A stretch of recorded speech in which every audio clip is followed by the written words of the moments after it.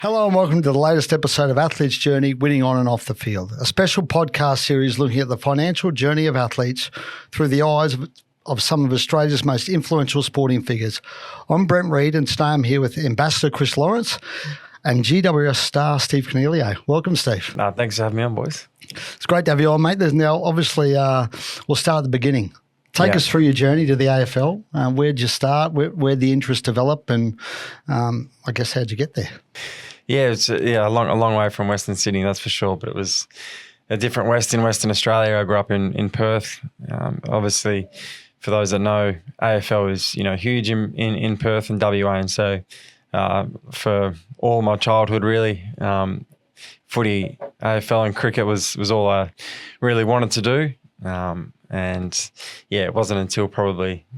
I was my earliest memories playing soccer for probably 1 or 2 seasons, and then after that, playing AFL, and then not stopping until now. But it was, it was a great journey growing up, and it was one which led me to coming to Greater Western Sydney, which at that time, especially growing up, wasn't a thing. It wasn't until I was 16 where they said that there was a new team that was going to come into the AFL, and then it would be in Sydney and Western Sydney, and right up until almost the draft, I just wanted to play for West Coast Eagles in Perth and play there for the rest of my career. And the year that I was eligible to be drafted, the club got in touch with me and said, we have the first 3 picks in the draft. We don't know what number we're going to take you at, but you're going to be in one of those 3, and so get your head around coming to Western Sydney. And although I was excited and couldn't wait to try something different, I thought, I'd come over for 2 years and then I'll get a trade back to Western Australia and play for West Coast. But it's been 15 years and still going, and I'm loving my time in Sydney and obviously at GWS.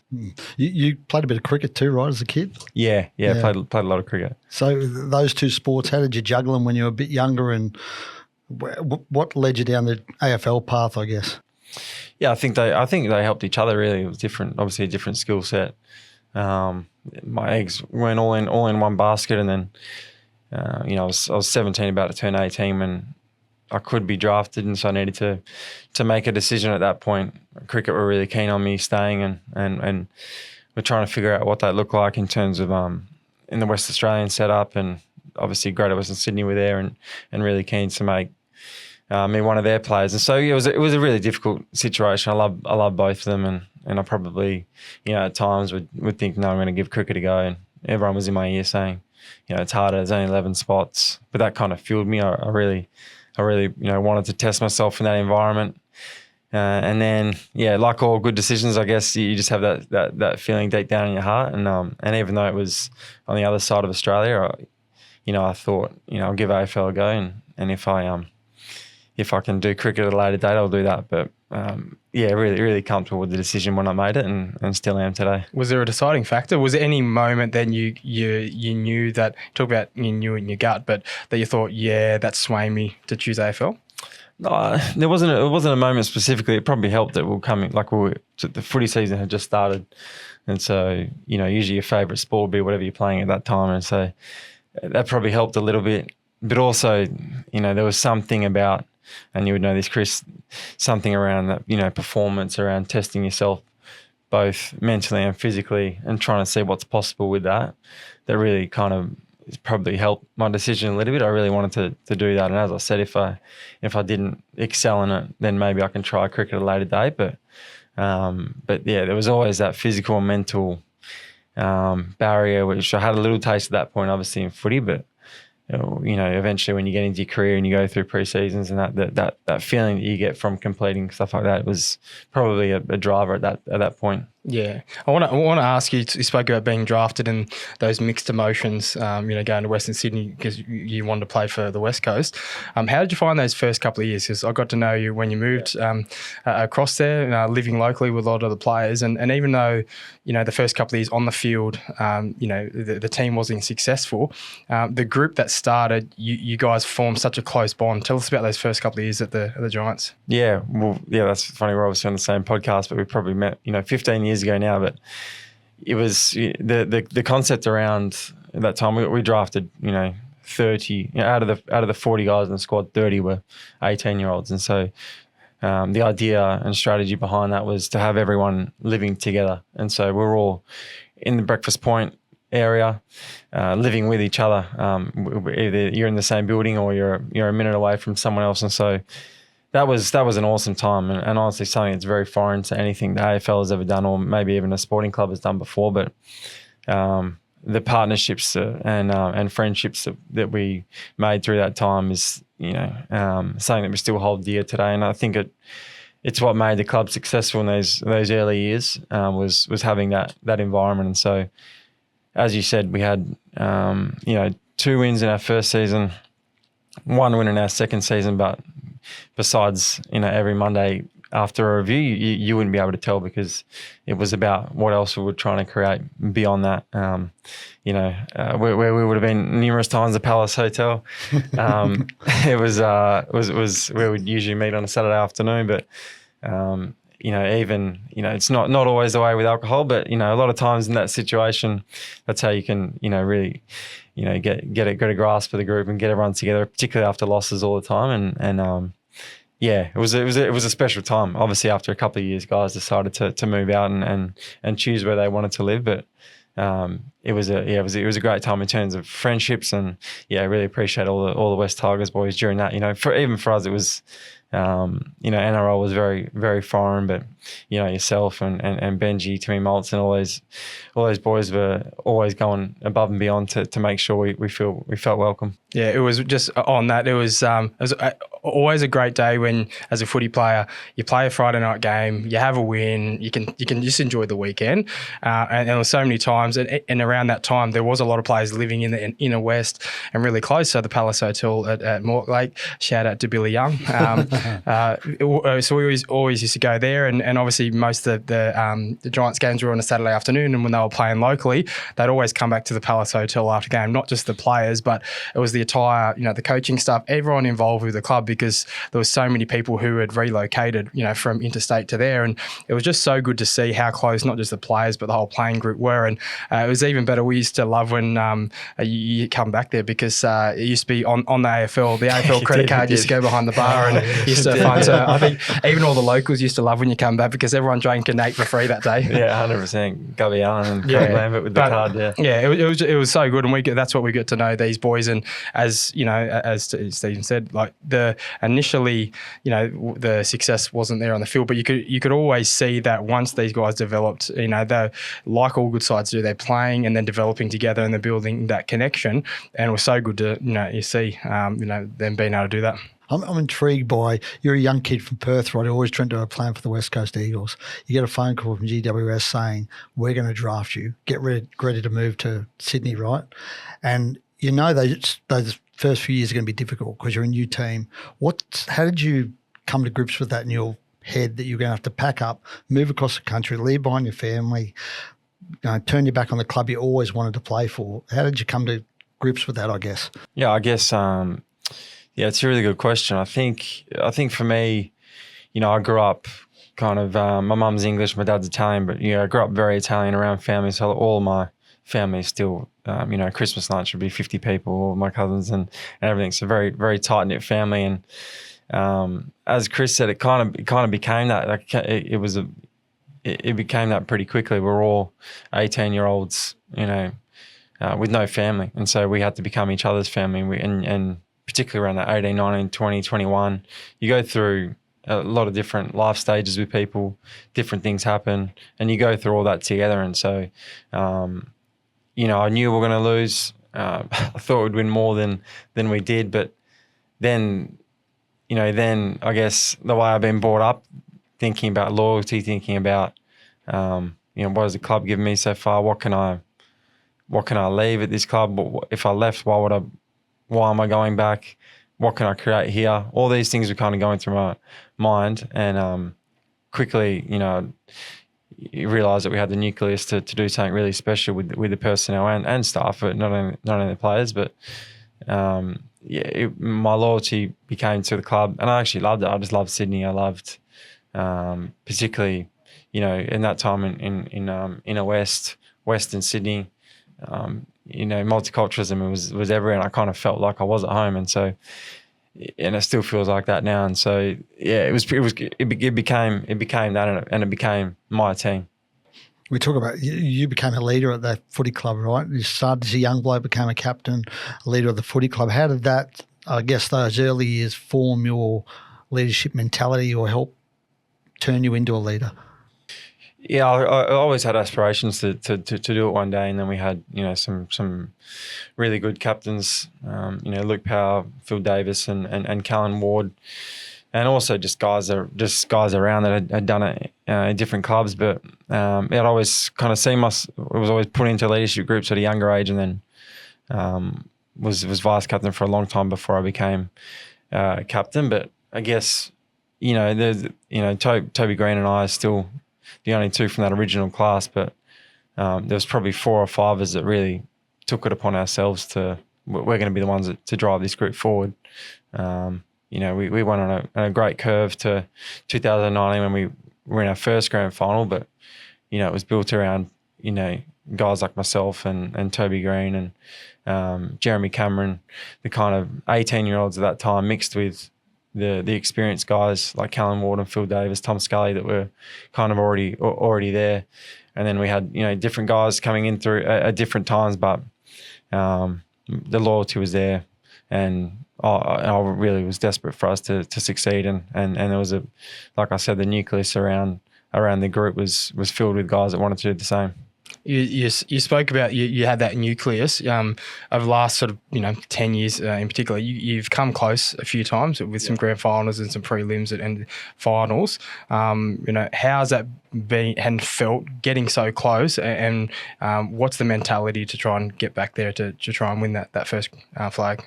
Yeah, I guess that's the reason we're still playing. It's kind of our dreams to be part of the first premiership with the Giants, and so. Plenty of what ifs, plenty of moments of I wish we could have that one back, because you're right, we did get close. To be honest, we're probably 2016. Like we made a prelim in our fourth and fifth season. It was Western Bulldogs. Is that the game? That was you. Yeah, and we probably as much as we were still working extremely hard, probably took it for granted a little bit, if I'm being honest, and that's probably just looking back. But we probably just thought we would naturally keep evolving in the way we did, and yes, we contended, and yes, we had at different stages, different injuries and things that happened to literally every team. But we probably didn't realise how good we were at the time, and we just kind of expected things to roll on the way they did. I think out of the last 10 years, we played finals 8 or 9 times, which is it's a great record, but. There's always that time. But 2016, particularly 2017, we didn't get back to the grand final until 2019. So it was kind of like that period. Definitely wish we could have back, because we had, you look at particularly that prelim loss the year after. It was when Richmond really got on a run and went on their journey, and we had a really special group. Sorry. You were still going or not? No, I was just saying. Then it wasn't until just took a breath. Yeah, no. Then I guess incredibly hungry. I guess we had so much talent, and probably a lot of spoken around the GWS and the dry picks and whatever. But when Adam Kingsley came in, our coach at the moment, our 2023 team definitely wasn't as talented, but we had everything else, and lost by a point in a prelim, and that was definitely another one that just got away, because we were flying at that point, and I reckon if we got over the line that night, we would have gone on and done it again. Steve, you've spoken a bit about loyalty. You've mentioned that word a few times. Like, how important is that to you? I think it's different to everyone, obviously, and it's different now in terms of the football landscape, sporting landscape in general, not just the AFL, but cricket, NRL. In terms of what that looks like for players, making sure you're getting looked after. But for me, it was kind of really important after that 2 years that I wanted to be a one-club player for the rest of my life. And I kind of always felt that way, been that way growing up. Was always loyal to the clubs I supported, whether they were good or not. And I really loved the players that did that. And so, that was super important to me. It still is today to be a one club player. And once you do become a leader of a football club, Chris would know, he went through it and did it himself. But you're not lying to the younger players when you're actually talking to them about trying to recommit or trying to make sure they do the same in their career. You're from a place where you've experienced it yourself, and you're trying to create a legacy for the next 10, 15, 20 years to come. It's a long career being an AFL in any sport, really. But being a sportsman, you go through potholes, right? You have injuries, all those sort of things. How did you endure through those periods, and what got you? What did you learn out of those periods, I guess? Yeah, I think I've had definitely my fair share of injuries over my journey. Probably all the really impact ones. So it's been I just missed a week with the hamstring. It was my first soft tissue injury in my whole career, and the rest have kind of been all impact injuries. But I think I always chat to young guys now about when they have that first injury. And I reckon it wasn't until my second where I did my syndesmosis and was out for about 10 weeks, where if you can look at that period, not as like rehab, but, a period where, I'm going to come back better than I was previously. And what I mean by that is as a young player, when you go through those injuries, it's kind of, how can I get my ankle better? It's actually not about that. It's about your mind. And so deep diving into what's possible with your mind, how can I come back mentally stronger? It's going to help me physically. Obviously, physically, it's going to take a little bit longer. But for me, it was, those periods, I would say, particularly, I remember 2017, when I came back from my ankle, I was just adamant that I'm coming back a better player. This is not going to stop me. And I kind of went on 18 and 19, maybe were my best 2 seasons in the competition. And so if players can look at that period, particularly early in their career when they have those longer term injuries, and use that as a driving force to come back stronger or better than they were before, rather than just poor me syndrome, it's going to be beneficial. But yeah, it definitely had some. I guess the older I get, had a bad one a couple of years ago with my face, and that kind of rutted me around for a very long time. But hopefully that's behind me now. Let's delve into your financial journey, because AFL careers, as I said, they're quite long. But forgive me if I'm wrong here, but when you come into the AFL, you're on a set wage, right? It's defined how much you can earn, yeah? Yeah. And you would have been, what were you, 18? I was 18, Actually, before 17, that, I read a story about you winning, you might correct me on this, but you won like $2,000 at $2,000 at a Player of the Carnival when you're just a teenager, right? I don't know if you remember that. Do you remember this? Yeah, I do, yeah. What was it like? Suddenly you're 17, 16, 17, you get $2,000 check. Oh, yeah, it was awesome. At that time, I remember I was playing for Swan Districts, which is like, the waffle equivalent. So it's a tier under the AFL. You could play. And so I played when I was 16 now. So I was playing, first grade when I was 16 and 17. And so I remember still getting $175 a game and thinking that was like the best thing ever, and getting paid every fortnight $175 to play footy. I was just like, how good is this? It's and then 2 years later you're on a full contract. But yeah, AFL, I remember my first, so depending on what round you go in the draft, being the first, I think it was the first 20 picks, 20 to 40, 40, 60, etc.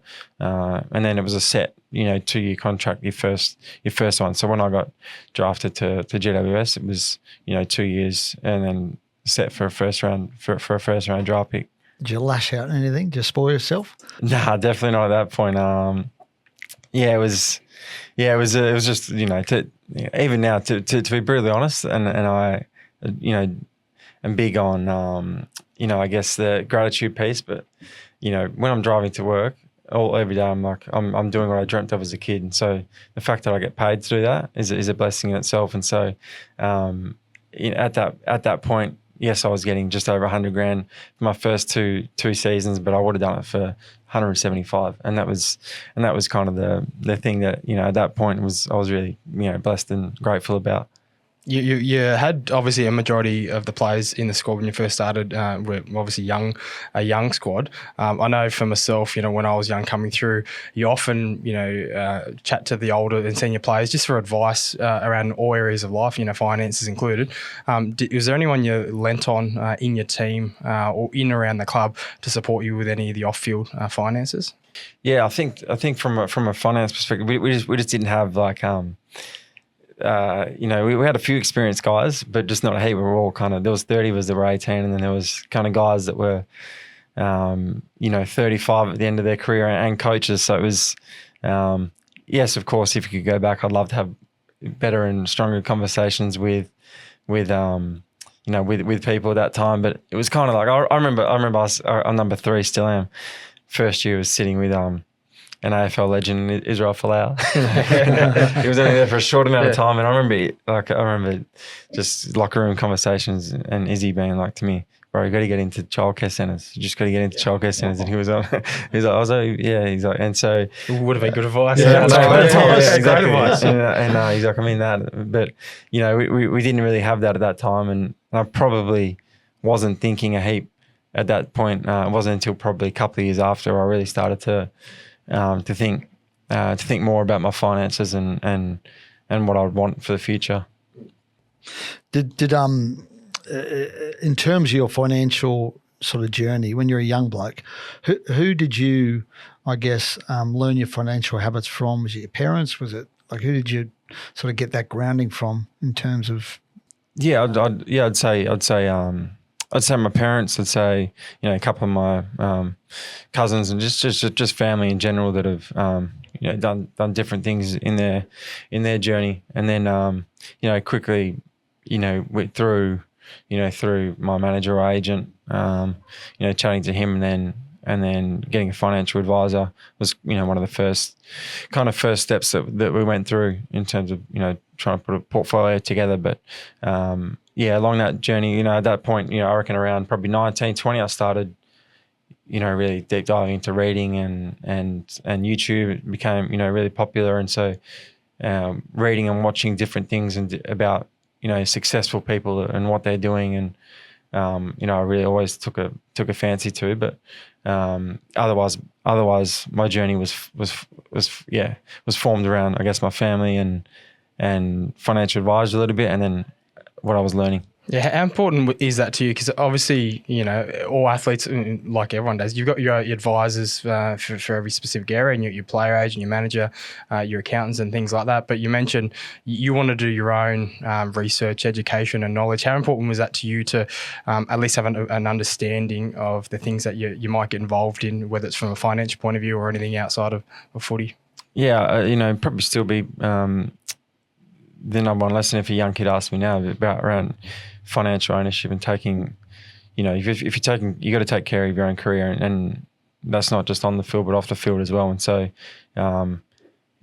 probably in the first little bit of my career, I kind of, had things set up, but I wasn't really in charge of it. And so, it wasn't until probably, 4 or 5 years later when I was in my early 20s where I was like, hang on a minute, I don't care if this is going to be embarrassing or whatever, but I need to actually learn what's going on. And so even if that's, reading about, tax for dummies or whatever, going back to the real basics around how money works, how the tax system works, how just everything in general financially works, I think is really important. You got to take, even for decisions that you make, whether it be good or bad, it's not someone else's blame. It's you got to be the one that has to take ownership about that. So that would be my biggest bit of advice, and making sure we're learning, because probably for me in the early point, I didn't really understand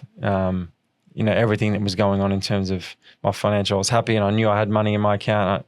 I was obviously getting a weekly wage at that point, still asking for extra money when it happened. But if you can quickly learn around that, learn how to save. Still, I know guys that are still kind of 25 and,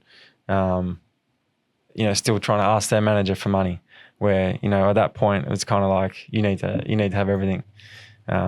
and have the willpower to say no, or to have access to your money and still be able to use it in the right ways. And so, yeah, my thing would be to, particularly when I'm talking to younger players now, is financial ownership.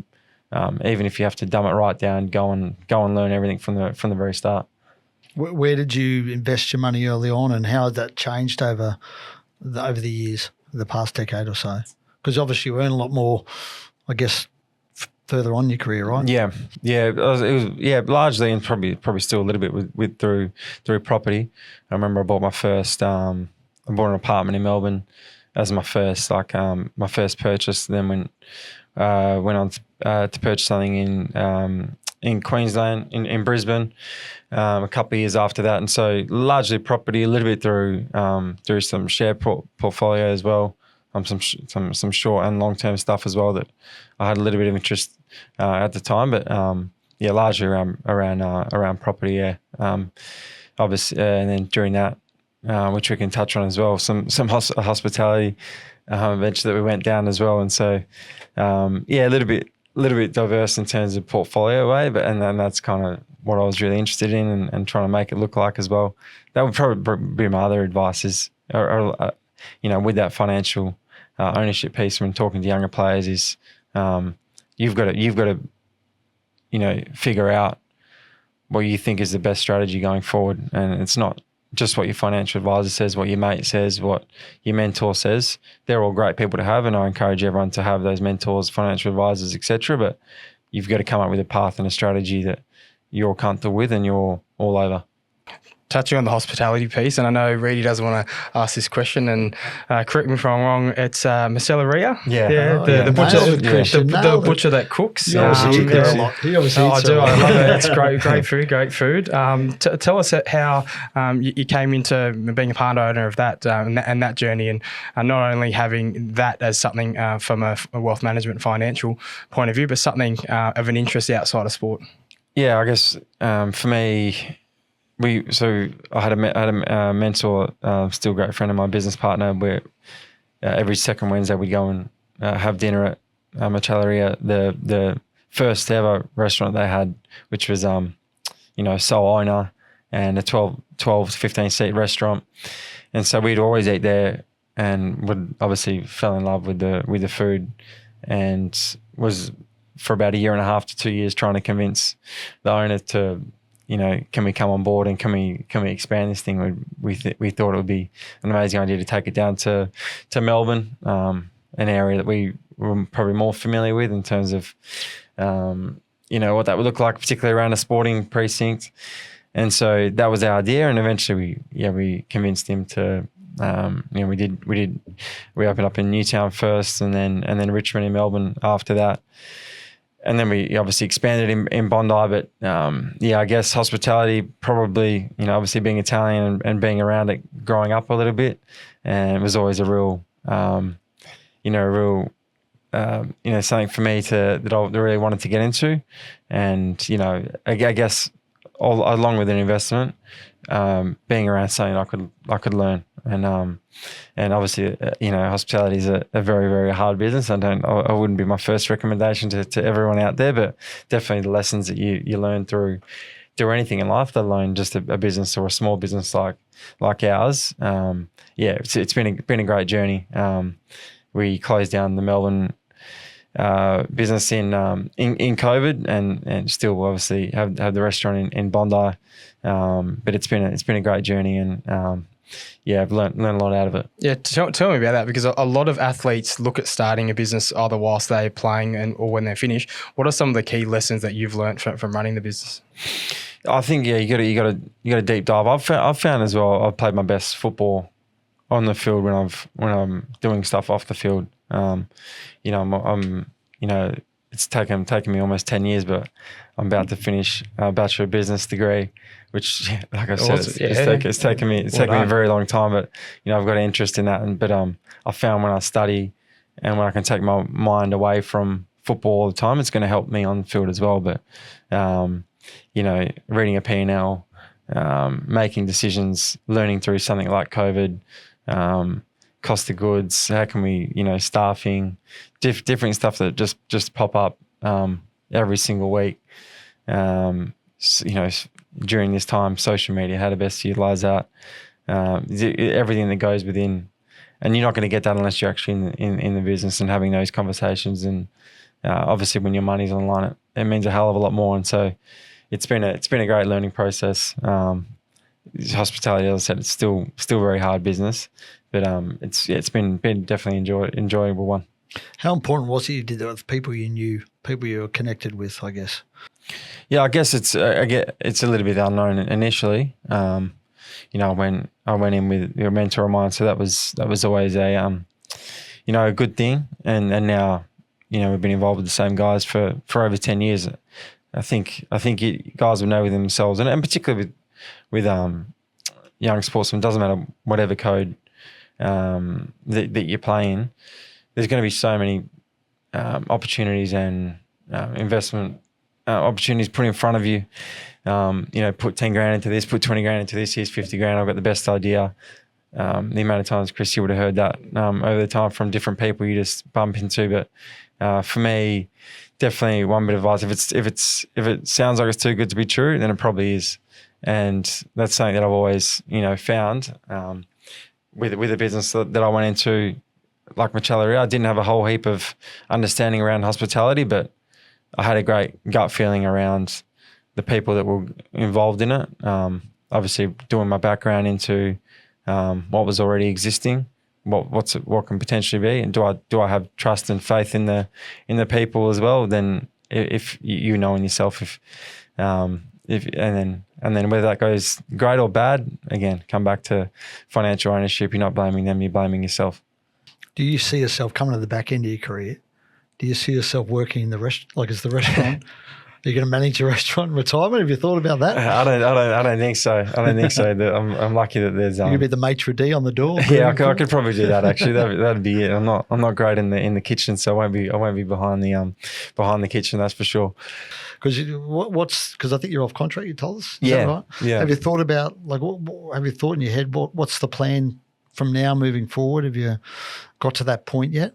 No, it's definitely something. I'd be lying if I said it. It's not something that I think about. I'm 32 now. I feel like I've got a couple of years left of good football. I still want to play, but yeah, it's something that probably since I turned 30, I'm like I need to put a little bit more time into. What that looks like exactly, I'm not sure. But trying to figure out what I don't want to do as well. And so, like I said, I guess the business aspect I'm really interested in.